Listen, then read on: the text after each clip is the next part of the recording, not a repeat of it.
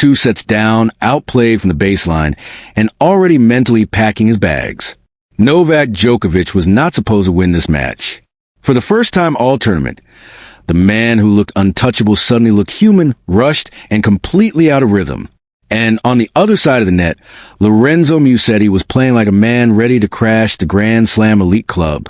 But what happened next turned a near-certain Djokovic exit into one of the strangest quarterfinal endings we've seen in Melbourne. And before we get into the turning point, you need to understand just how in control Musetti really was. Coming into this match, Djokovic had been cruising. No drop sets, extra rest, even a walkover in the 4th round. Everything lined up perfectly for another deep run in Australia. Meanwhile, Musetti had worked hard to get here, grinding through tough matches, including a big win over Taylor Fritz. On paper, the physical edge clearly leaned Djokovic's way. But tennis is not played on paper. From the opening games, Musetti showed zero fear. He wasn't just rallying with Djokovic, he was dictating. Heavy topspin off the forehand, that stylish one-handed backhand flowing, and most importantly, he was moving Djokovic side to side and finishing points early. That's not something many players managed to do in Melbourne. Even when Musetti went down an early break in the first set, there was no panic. His body language stayed calm. He broke back with aggressive returning, stepped inside the baseline, and suddenly Djokovic looked reactive instead of proactive. Musetti took the first set 6-4, and it felt deserved, not lucky. Now here's where things started to feel serious. The second set didn't bring a Djokovic response. It brought more Musetti control. He broke serve twice, kept Djokovic guessing with variety, and most importantly, he wasn't overplaying. He chose the right moments to attack and the right moments to reset. That maturity is what stood out most. This wasn't a flashy hot streak. This was composed, high-level tennis. When Musetti closed the second set 6-3, Rod Laver Arena got quiet.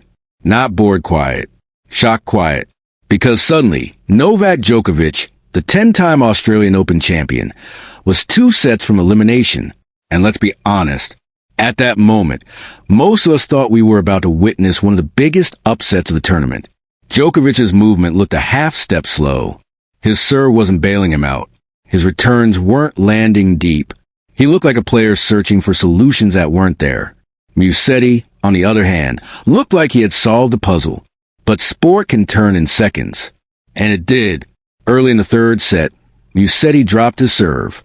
That alone wasn't the story. Momentum swings happen all the time in 5-set matches. The real story was what happened right after. Musetti started reaching for his groin. You could see it immediately in his movement. The explosive first step disappeared.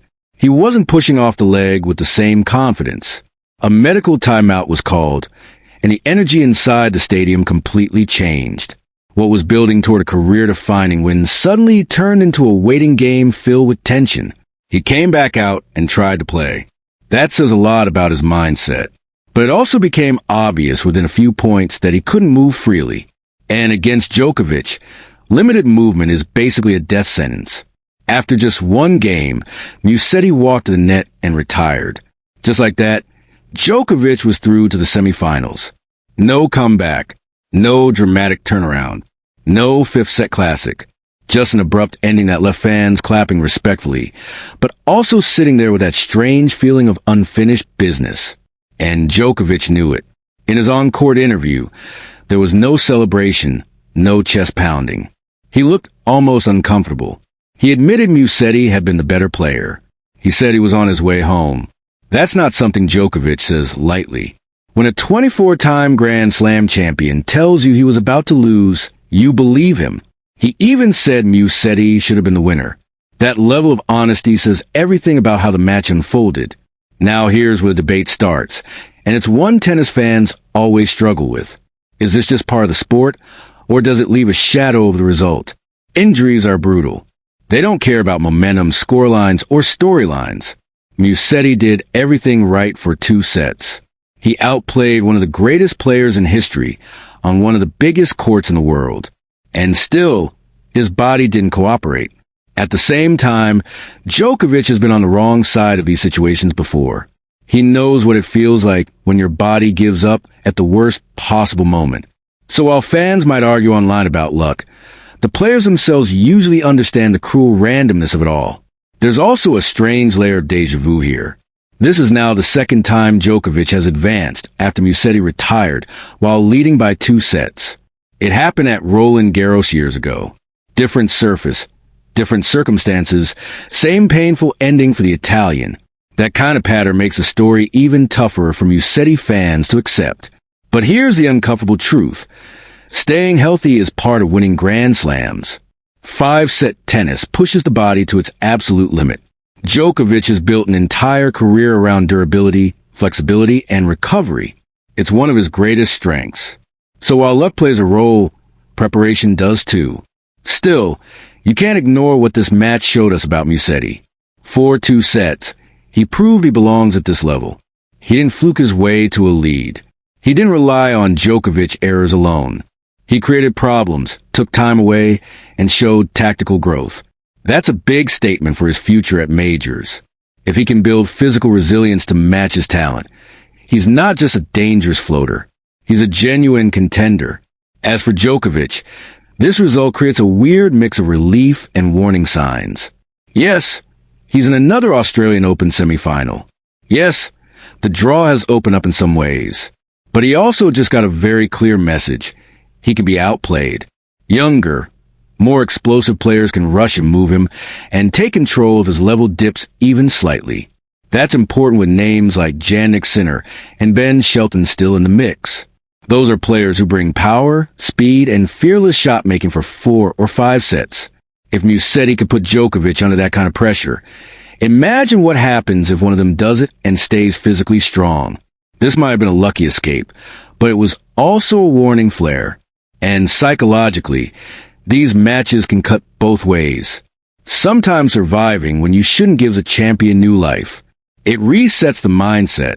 It creates that feeling of destiny.